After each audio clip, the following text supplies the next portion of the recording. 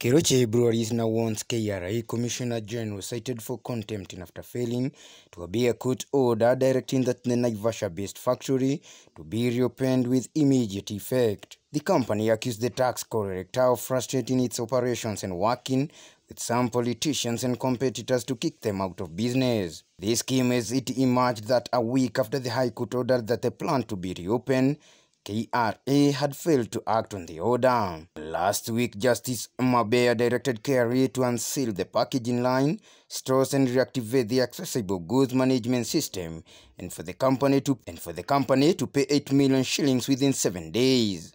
However, KRA on Monday 18th moved to the court on certificate of urgency to appeal the case, but Justice Mashila Abigail rejected the application and redirected the matter to Justice Mabea.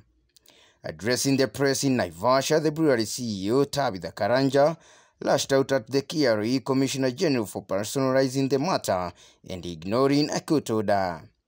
She said that they would go back to the court seeking actions against KRA senior officers for contempting, adding that she would not be intimidated by the authorities. An emotional Karanja vowed that she would soldier on, noting that the factory had been closed down for 8 months on flimsy grounds. On the 14th of July 2022, the High Court issued an order directing the Kenya Revenue Authority to unseal our packaging line, our stores, and to reactivate the Accessible Goods Management System, EGMS, at our brewery and to generally allow us to carry our own business forthwith. Notwithstanding the court order, the Kenya Revenue Authority has refused and declined to open our brewery. On the 18th July 2022, KRA went back to court to seek an order to stop the reopening of the brewery. KRA issued a press release yesterday indicating that they had indeed moved to court to stop the reopening of our brewery. Importantly, however, the orders they were seeking to stop the reopening were not granted. It is inconceivable how KRA, against the court orders, are determined to ensure that our business remains shut down and our 400 direct employees and thousands indirect become jobless. Our enterprise value as a company is more than 30 times the amount of the taxes that we owe the KRA. It is not just about the taxes. We repeat, it's not just about the taxes. This is about vested interest by our competitors within the industry through the aid of powerful individuals weaponizing government institutions. We have instructed our lawyers to immediately issue notice of intention to cite all the responsible persons within KRA for contempt of court, for deliberately failing, refusing, ignoring the court order. Thank you. We were given 7 days. Yeah, they were supposed to open immediately, and then us, we ensure that we pay the 8 million before the 7 days are over.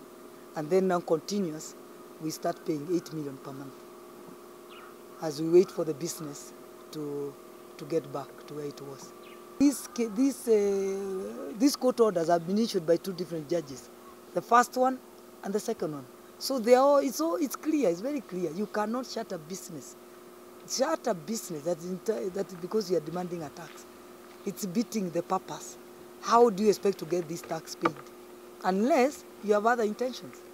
But the government cannot be used to be the one now ensuring that we bring back the monopoly that Keroche came in to break that monopoly. And people, the customers, are the ones who enjoy when there's no monopoly on a product, on a service or anything. So ours is only humbly asking the Kenya Revenue Authority to obey the rule of law and to obey the court order and to do the necessary and to ensure that this plant is open so that these employees and the others who are just hanging around, they come back. We don't want to reduce people into beggars in this town of Naivasha, and yet the plant is standing here. We are wasting time. How can you close a company for 8 months? Why are you bringing it to the knees? Why can't you let a company fail because of its own will, but not because of other forces? And those forces are the government. How? Even though me, I don't understand. And for us, this court order must be obeyed by the KRA. If you go to KRA, how many people there? You remember there is a day when they said 1.something trillion is owned. But how comes we are not seeing companies being shut? It's only Keroche in the name. And they go out of their way to ensure it's shut. They are even given court order, the first one, the second one, and they're still not shutting it. We will not allow that. We are in Kenya, we all belong to Kenya, and we are all equal. Let us operate. If we were let to operate since December up to now, I'm very sure by June we were supposed to be back to where we were remitting 200 million per month. I'm very sure we were supposed to be back by then. And the employees, there were 400, I'm sure we could be talking for 500 employees now. Distribution, maybe we could be outside the Kenya now to the East Africa. Every time. But because now you build something that should not be you. It should be who? They need to tell us who should be here. Continuous closure of Keroche breweries has left almost the entire employee fraternity to be beggars, destitutes and paupers around this town. It was a relief that finally a court order was issued that we should resume work. But then KRA has refused to obey the court order. This is a trend that we have seen happening all over this country. We cannot be a country that does not obey its own laws. They are supposed to obey the court order. We have agreed that we are going to pay them. How do they expect us to pay within the 7 days? Because if I remember very well, the first court order should be elapsing in, say, 2-3 days. How do you expect us to get the 8 million that we are supposed to pay if they have refused to open? You see, these institutions, no one is going to stay there forever, including the Commissioner General. A time will come that he will go.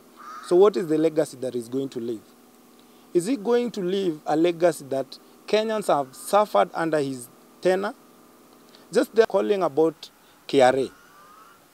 If you want us to pay you your taxes, please open for us, because at the end of the day, we also need to make a living. Where do we want to go and start? We have families that depend entirely on us. So we are calling upon KRA, please obey the court order.